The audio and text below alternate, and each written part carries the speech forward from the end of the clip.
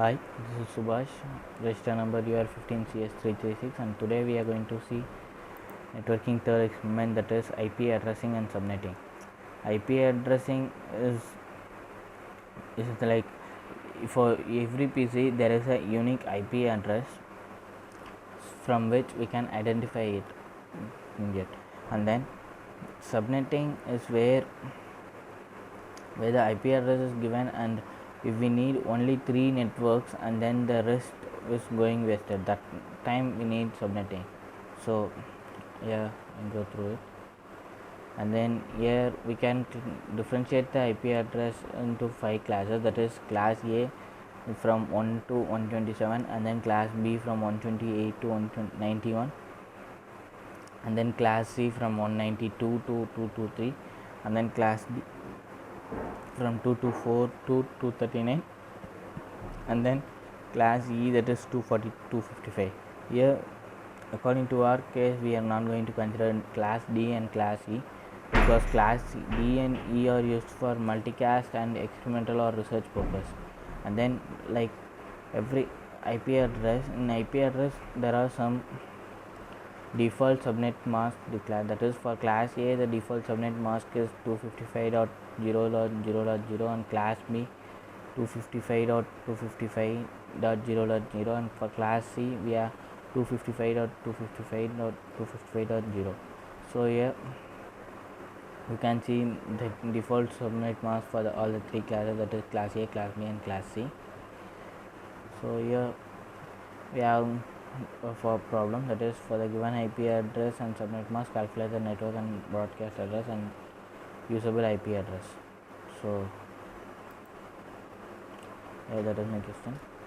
Number of needed subnets is 3, and then number of needed usable host is 45, and network address what is given is 200.175.14.0. so you can see that 200, which will come under class C, that is from 192 to 223, so 200 is coming in between it, so the class is C. And then for the C class the default subnet mask is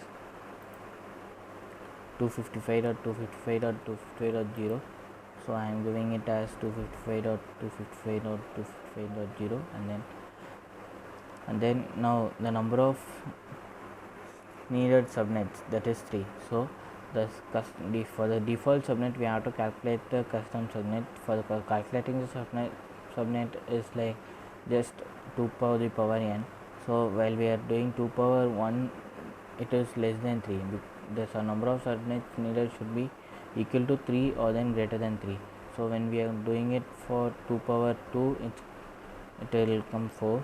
So 4 is greater than 3. So 2 power 2. So we are going to borrow 2 bits. That's why we are keeping here 26. And then we'll took the remaining number of 6 bits, that will be all ones, that will be termed as 192. And then the total number of subnets is 4 as we calculated. And then the total number of host address is like 2 to the power of n, the remaining number of this thing, the remaining. So here in this we have already taken 2 bits, so the remaining number of bits will be 6, so 2 power 6 will be 64, so that the total number of host address is 64. And then number of usable address, so for this usable address it will be 2 power 6, that is the total number of host available, and then that minus 2, because we have already taken 2 number of bits, so minus 2, and then the number of bits borrowed is 2.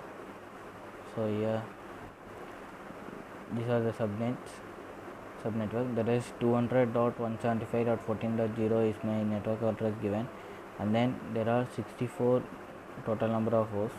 So the first one is incremented by 64, and then the second one is incremented by again 64, so it is 128. So the first valid address, this is already taken as network address, so it can't be taken as host address. So the first valid host address is incrementing it by 1, similarly incrementing this thing by 1, and then similarly will increment 128 by 1.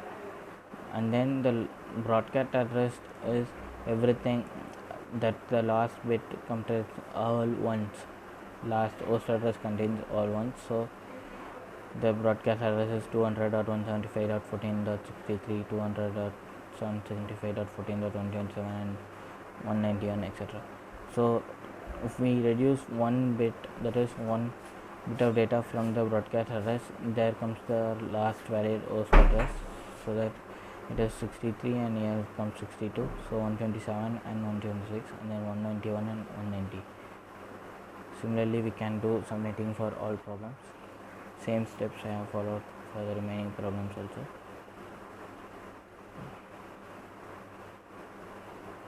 Thank you for watching this video.